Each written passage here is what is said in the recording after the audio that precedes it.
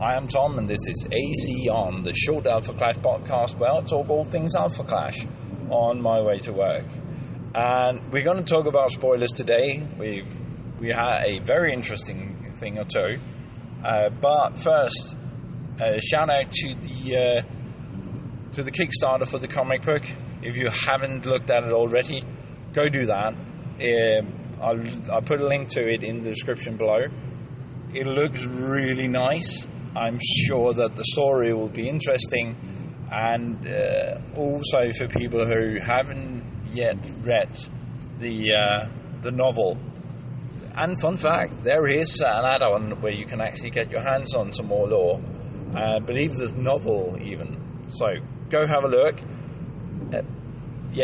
Let's get this to some eyeballs anywhere. And then spoilers. We had the Blue Week this week.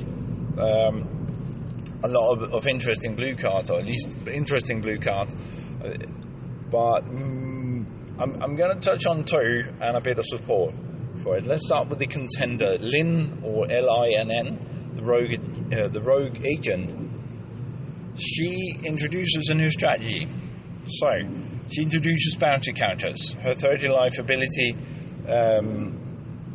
tells us, or gives you the permission, if you play her, to attack your opponent's ready clash cards, not their engaged clash card, but their ready clash cards, if they have a bounty counter on them. There must be some shenanigans you can pull with that.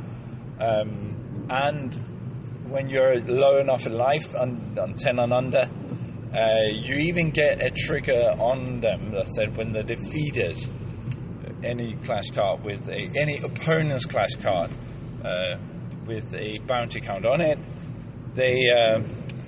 when they are defeated, that opponent diminishes 2, which means take the top 2 cards from your deck and put into your oblivion. And anyone who's played Moxie has sort of done this to themselves whenever an Edward reveals something you really wanted in your deck, but now it's in your oblivion. Or at least I've done that like 100 times. That is annoying. So diminishing is a new keyword. So it opens up 2 new strategies to me. But before any strategy with either diminish or these shenanigans with attacking ready clash cards can be used and abused, we need to actually be able to put bounty counters on things. And for that, we revealed a single card. Let me see if I can find it. Here. Lynn, the Nanoid Assassin. Yeah, I can't remember everything, so I had to write it down. Lynn, the Nanoid Assassin, which plays both of these strategies a bit. So, trigger enter is that you have your opponent diminish a card, throwing it away, and you put a bounty counter on one of their clash cards. So that's the way to do that. Of course, a single card to support that is not enough. And this defeated feature will also be if your opponent's card with a bounty counter is defeated, then you return a 2 cost from Oblivion.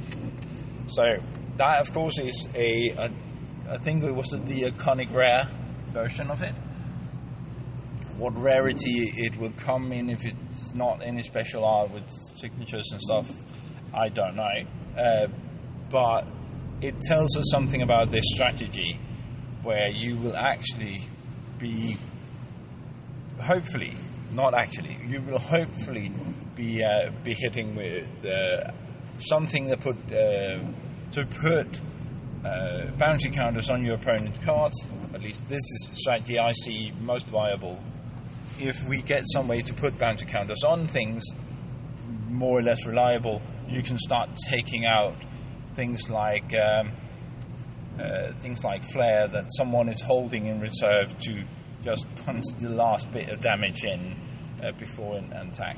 So a way to have some combat shenanigans is apparently underway here with the bounty counters. The other thing is diminish, which is the first time we get a sort of a mill strategy, or the inklings of a mill strategy.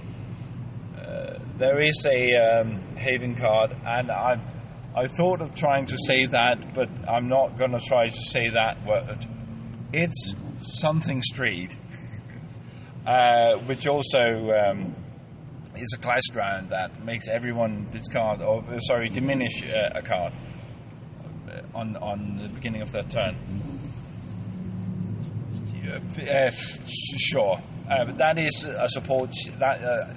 As far as I remember, that's an uncommon, but at least it shows that there will be some support for this strategy.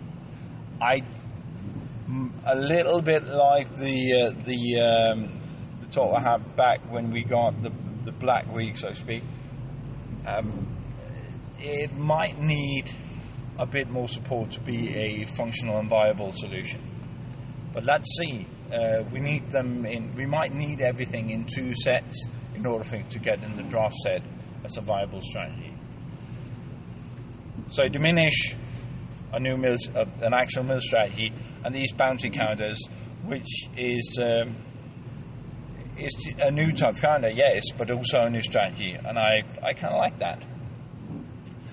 The other card, I know I already touched on 3, but the other card I want to touch on or talk about is the new Plasmax Enforcer. It's also a clash card. It's a 1/1 for 1. That is not the interesting part. What is the interesting part? That this is sort of a ramp card, a resource ramp card. I tried to look it up. We had a discussion this morning whether there were anything like this. I don't think there is.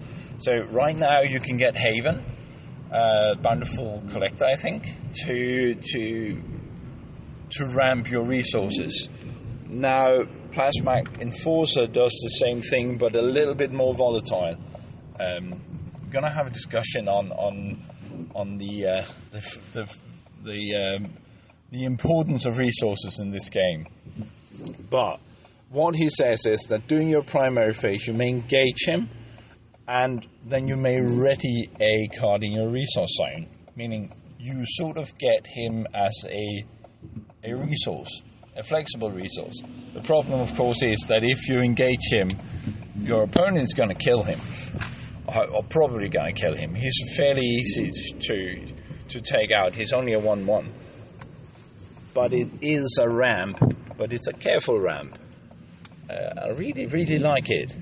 I think he'll show up in quite a lot of decks that is going to splash blue in order to get him on board and get that little bit of extra benefit from a single resource mole. There is a caveat to him. You cannot do this the turn he enters play. So your opponent sort of gets a chance to try to, I don't know, put a bouncy card down and take him out. But nevertheless, he's there and it is ramp. So interesting new cards, new strategies, and 2 new strategies, and new ramp card. Anyway, that's it. I see you the office building, so I better go to work. Have a nice one. Talk to you later. Bye.